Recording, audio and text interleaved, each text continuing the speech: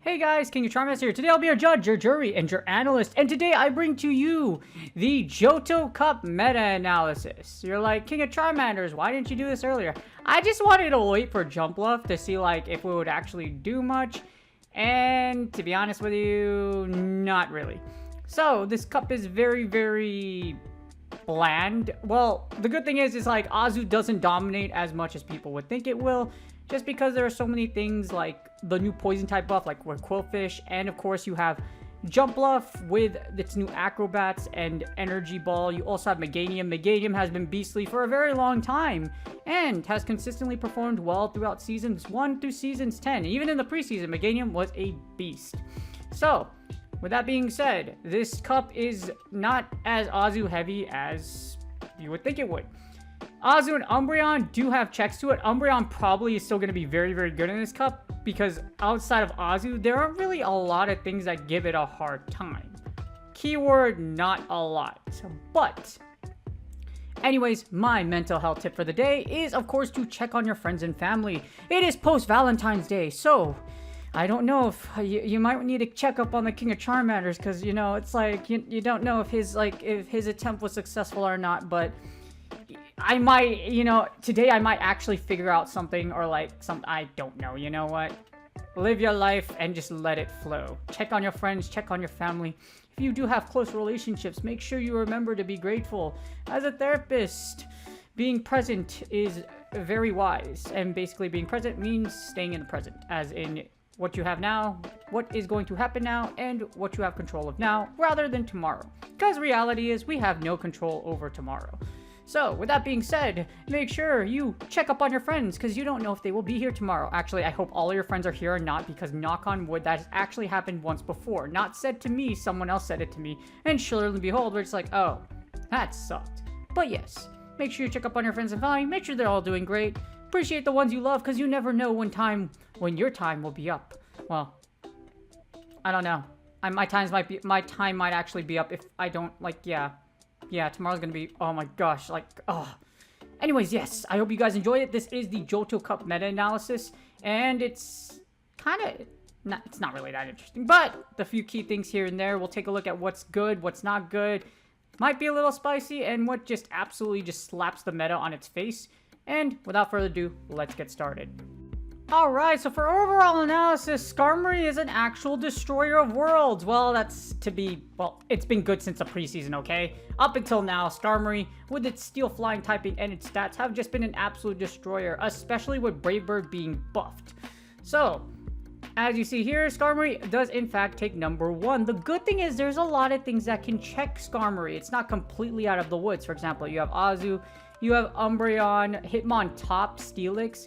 There are things that can give you a hard time with Skarmory. Well, yeah, there are things like Steelix, I'm trying to figure out another mon. Well, pretty much the mirror match, to be honest with you, and just the mere fact that there's like Lantern and Raikou out here, so electric presence is here, and of course electric types do resist flying types, so you'll probably see a bunch of Lanterns flying around, especially since Lantern does really great against Skarmory as well as Azu, even against Quillfish, which happens to be a really great safe switch. I don't know who in this universe has a return Wobbuffet that's worthy of being level 50'd.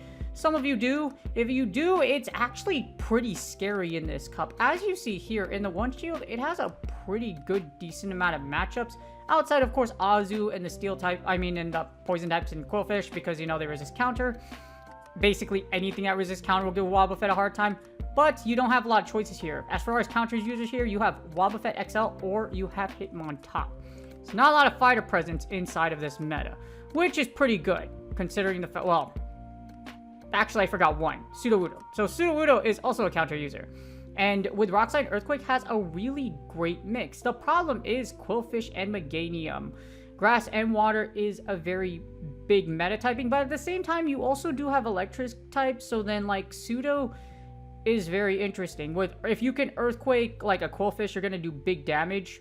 Rock Slide, of course, you have it for those Noctowls. And, of course, Skarmory, wall Skarmory because Rock resists flying type attacks. So, very, very interesting. Also, the Earthquake will give Lantern a huge hit for its money, even though Lantern with Spark or with Water Gun, yeah, electric types lose to ground types, okay? And Earthquake hits really hard. But, as you see, overall, very, not as much as I was expecting. I thought Jumplup would have more of an impact. Sadly, it does not. But as you see here, Skarmory, Lantern, Azu, Meganium, 3 big ones. Quillfish, look for Quillfish to make that safe switch entrance, because outside of seeing things like Skarmory or Lantern, it does really well against a lot of different combinations. Like you see here, against Jumpluff, Azumarill, Meganium, Hitmontop, it does resist the fighters in this league. Fire doesn't have a huge present. Unfortunately, Magcargo, in comparison to the Love Cup, isn't a great mon overall this time around. And you don't really... The funny thing is, everyone's like, this is going to be the Umbreon Cup. Umbreon just gets slapped. It gets destroyed, sadly. I'm not saying you won't see it in this cup because of the fact that Umbreon is still so freaking tanky. Outside of seeing things like Azumarill or Granbull or just other counter users, Umbreon's still, is still a beast. Even though at number 25, don't underestimate it, it still does really well against multiple combinations, despite the fact that it's really taken a hit. Simply because of the fact that a lot of other things got buffed, and of course, Azu is a top pick for this cup. Alright, and here are the leads. The leads are very, very wonky for this cup. As you see here, Ariados is the #1 lead at 100%, which is very, very strange because of the fact that Skarmory is, Skarmory's out here, and also Noctowl is a very interesting pick as well. Noctowl did get buffed with Shadow Ball, so you might see plenty of Noctowl users running around. Especially the fact that Shadow Ball hits for neutral damage. With Shadow Ball, you can possibly hopefully come out with one cons with Shadow Ball. However, Ariados is still very, very strong. Being able to take out, as you see, Azu, it resists Quillfish. The Grass Archetype goes down. You won't see a lot of... I don't foresee... You might... Well, that's the thing. You can see a lot of Magcargo. So, the Circle of Death is basically... You have Magcargo. Magcargo can beat Skarmory, but Skarmory also beats a whole bunch of different things. Also, with Magcargo, you have Lantern around. Magcargo, you have Azu around. So it's a very weird little triangle. However, the fact that Ariados does spam the crap out of everything outside of legitimately getting walled by Skarmory and things like Steelix is a very interesting mon. And like I said, the Ariados on Magcargo matchup, you see it, it's freaking hilarious. Magcargo still gets hit for big damage by things like Megahorn. Megahorn still hits for a decent chunk. And Poison actually has a really big presence here. As you see, Quillfish is also a really good safe switch just because of the fact that it's able to Poison Sting buff, of course, Aqua Tail and Sludge Wave spam, hit that Aqua Tail damage, and Sludge Wave Charmers to death. Mostly grass types, because the only Charmer, as you see here, is Granbull. Granbull is a very interesting pick for this cup for the lead. Fun fact, Granbull can 2-shield through most things in this cup. For example, for Azu, you could literally 2-shield charm your way through. You can't really do it with Quillfish, though. Quillfish will give you a hard time just because Quillfish, as you see in a 2-shield, you barely lose. They'll come out with shield advantage, and you just pop 1 shield for no reason. So, Granbull is really interesting. If you are able to take out the poison types or whatever resist it, Granbull with close combat is scary, and it can 2-shield its way through Azumarill. So, yes, Granbull Shadow on the 1-shield will lose. However, if Granbull is in the 2-shield, as you see in the 2-shield, it absolutely destroys and just bulldozes its way to victory, doing whatever it wants. You expend a shield, you expend both shields, and you go there, or what you can do is you could literally just charm it down. So, if you just do nothing but charm, watch what happens. It's a 1-move difference, but Granbull can just, as you see here, it could straight charm down, and it has a bazillion energy. Oh, wait, what the heck?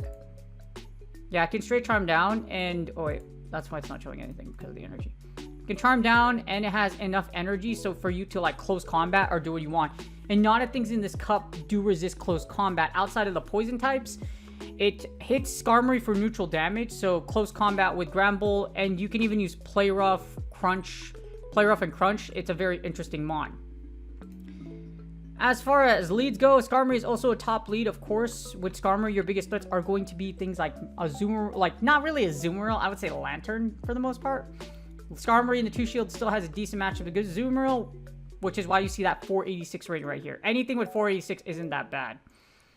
Blossom is also a top lead, which is very... But you need the return version, and it kind of dies to Skarmory really hard, so you're better off just getting Meganium if you don't have a return Blossom. But as you see, very interesting leads. Ampharos comes... The electric type conundrum is very, very interesting. So, there's not a lot of things that will actually give the shadow type variation a hard time, unless it's things like Steelix and Quagsire. Those two plus the grass types. But other than that, water and Skarmory, Flyers and Skarmory, well, Skarmory's a flyer. Flyers plus water is going to be around here a lot, so you might want to use electric Pokemon, which is what brings us to Raikou. With Wild Charge and Shadow Ball, Wild Charge does big damage, and Shadow Ball can give you neutral damage against things like Quagsire, of course. And Volt Switch does give you 16 energy a shot, so Raikou is also an interesting pick. The leads are really, really, really weird. Oh, and I have to correct myself because I was totally wrong. Donphan is also a fighter in this cup. Yes, Donphan has counter. You're like, wait, what? Yep. As you see here, Donphan with counter is able to do a very interesting, like, decent amount of damage. What happens with Donphan is if you have a Lantern that doesn't have Water Gun, Donphan is able to body slam an Earthquake threaten Lantern really hard. Ironically, it's also able to give Skarmory a hard time, even though the fact that it's resisted for some odd reason. As you see, Donphan does have a strong matchup in Skarmory, so you might see some Elephant Stampedes coming around, which is very weird. But you see a whole lot of choices you can make, but it's a very, very weird cup. I would say your best leads are probably going to be Mantine is a very interesting one because their ability to debuff, etc. Of course, you have Steelix. Skarmory is going to be a top kick.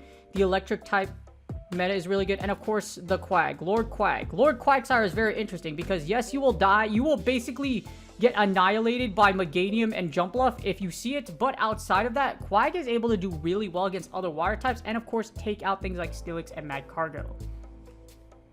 And now we have Sage Switches, which is just an absolute mess. Quillfish is the #1 Sage Switch.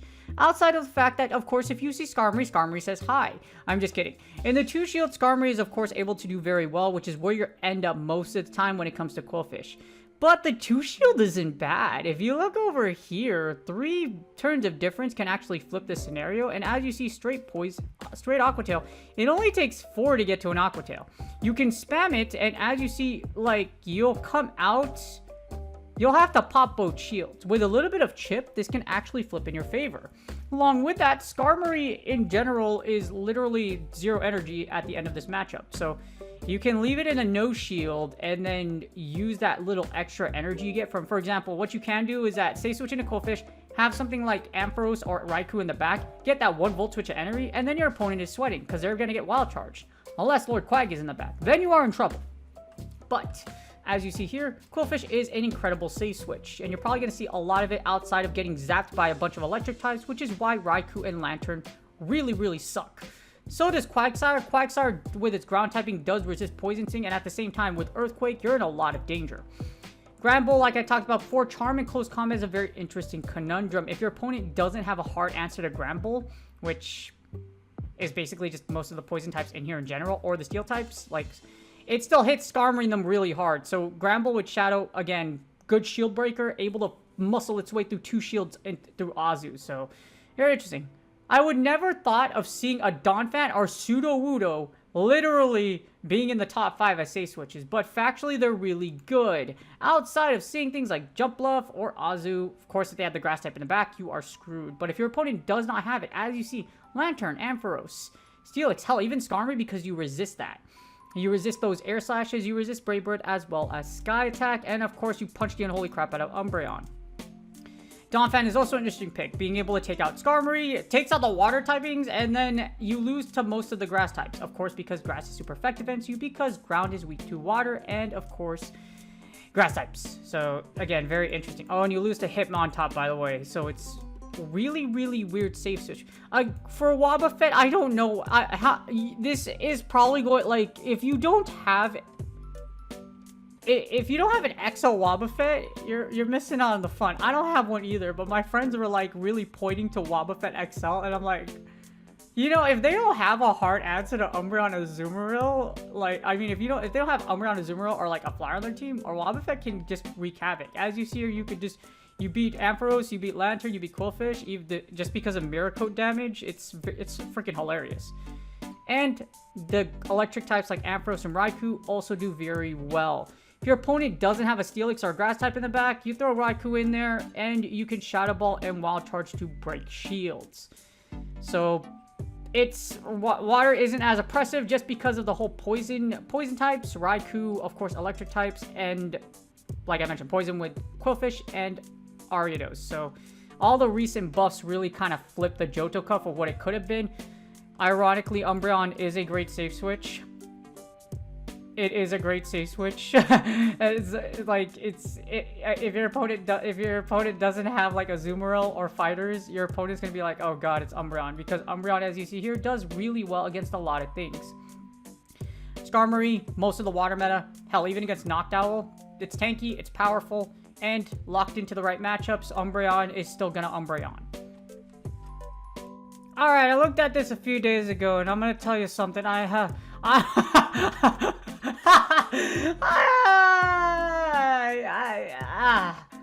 I saw this, I was like, okay, I knew Raikou would be like #1 just because of freaking Wild Charge, but what the hell is Piloswine doing here? I mean, well, that's the fun fact. Piloswine with Avalanche does a ridiculous amount of damage in this cup because literally, as you see, Piloswine wipes out like a lot of things. The thing is, what makes Piloswine really interesting is, outside of course getting resisted, as in Azu Lantern, if it hits one move on you, it's going to hurt a lot. You're going to think about your life choices, and you're going to wonder why you didn't bring a Piloswine on your team. I actually still have a Piloswine. Like, I remember my first Sylph Cup ever, I bought Piloswine, I didn't even know how to freaking use it. And yeah, I actually didn't know how to use it. I had no idea what the hell I was doing back in the day. But you know, I had a lot more fun not knowing what to do. Now that I know so much, I'm bored. Well, not bored. Well, yeah, I'm pretty bored. like, it's the same pattern over and over. But yes, bacon, big bacon, eyes closed bacon, big bacon, bacon, bacon. I love bacon. Baconaires from Wendy's are garbage though. Anyways, as you see, Piloswine is a beast.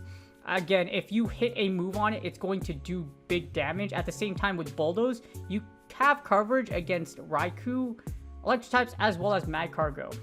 Your only real difficult thing is going to be things like Lantern and Azumarill. You do hit Quagsire for neutral damage, but Piloswine can break shields and does heavy damage against a lot of the combinations in Johto Cup. That or you'll hit for neutral damage. There's actually nothing in this cup that actually walls Piloswine, which is why it ranks so high. And like I said, Raikou's only high just because Volt Switch plus Wild Charge equals death. Your shield's down, Wild Charge goes into town, and your Elo is probably going down. And Heracross does make an interesting impact in this cup as a closer. Rock Blast is able to hit things like Piloswine. And with Megahorn, you could take out Meganium. And of course, it's a fighter, so against Steelix and Quagsire, etc., it does really well. Now, what happens when bugs get lit on fire, which is why Magcargo does really well against you. You will die, but also what makes it matters worse is what's a top pick in this cup? Skarmory. And Skarmory laughs at you a lot. And because Heracross isn't the bulkiest thing in the world. One thing to look out for is, as you see, Lantern ranks high in all other places as well. So Lantern, if it's able to hit a Thunderbolt or Hydro Pump against you, it's going to hurt a lot. Outside of Grass types completely walling the crap out of you, and Quagsire just laughing at your soul just because of the fact it does resist Spark and Thunderbolt, it's going to be very interesting to see how many Lanterns you see flying around in the Johto Cup. It's thick, does a lot of damage, charges really well, and like I mentioned, outside of seeing Grass types which completely wall it, it can do really well as a closer. Hopefully you do have some of these mons built. Meganium still does really well as a closer. However, we've all seen the story of what happens when a Meganium sees a flyer. If you see Jumpluff, if you see Skarmory, you're going to die. Unless you have a bazillion energy in order to smack the unholy crap out of said flyer to oblivion. Which, I don't know. But, outside of that, Meganium with Frenzy Plant also does big damage. If not resisted, it will do a lot. Along with Earthquake, you're able to one-shot Magcargo to death if you're able to get to that energy. And it does have great coverage, like I said, outside of seeing flyers. Flyers, the reason why Meganium is interesting because the electric and water types do very well in this cup, and guess what beats them? Meganium. But, again, flyers beat Meganium, so it's like, for those of you that have never played Meganium before, if you get locked into a flyer, it's the most annoying thing on earth, because you know you are screwed.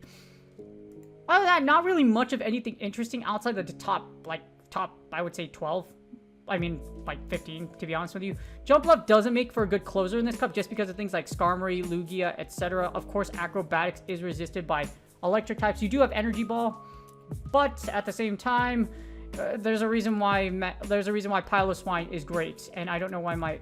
Yeah, wait, hold on. Man, I jacked this up. Okay, I didn't do it, I swear. I swear. Okay, zoom, fix that. Bam, okay. Breaking everything today, sheesh. Breaking this meta, not really. Anyways, so as you see here, Johto Cup meta is very, very interesting. So, I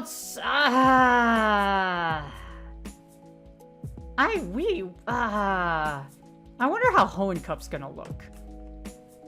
And that's GG's. I hope you guys enjoyed the video. Johto Cup is weird. Like, grass beats water. Flyers beat grass. That's pretty much how it's gonna kind of revolve around. And Azu's kind of just like stuck in the middle just because of the recent Poison Bee buffs and like electric Pokemon, like especially Lantern. I can see Lantern being really good in this cup as well. As far as Spice goes, Gen 2 isn't... Yeah, it's... Like I mentioned, this is going to be a lot like the Sinnoh Cup without all tap-tap teams. Just because of how the typing variances go around. I mean, there's nothing that really hard checks anything. And of course, if you plan on using Meganium, you can get walled a lot by Skarmory and whatnot. But Meganium is still incredibly powerful. Again, you can Earthquake the crap out of one freaking Mad Cargo, OKO it. And of course... Earthquake also works well against electric-type Pokemon, so... Well, the only one you're really going to use is probably going to be Lantern. You can use Ampharos, but, you know, Frenzy Plant still does a mad ton of damage, so it's really up to you. But Johto Cup, probably going to be a lot of fun if you already made Legend. If you didn't, it's going to be... Yeah. If you didn't like the Sinnoh Cup, you're probably not going to like the Johto Cup from the way I see it. Anyways, I hope you guys enjoyed the video. Do a huge favor. See next to these two Charmanders, there's the subscribe box right there. Do me a favor. Liking and subscribing is totally free, so go to the bottom right and then subscribe from over there. I really appreciate my current subscribers. Hopefully you guys are doing well in the Love Cup. Hopefully. But yeah, I've heard mixed opinions from a lot of people, so yeah. Good luck on your Go Battle League sets, and I will see you guys on the next video.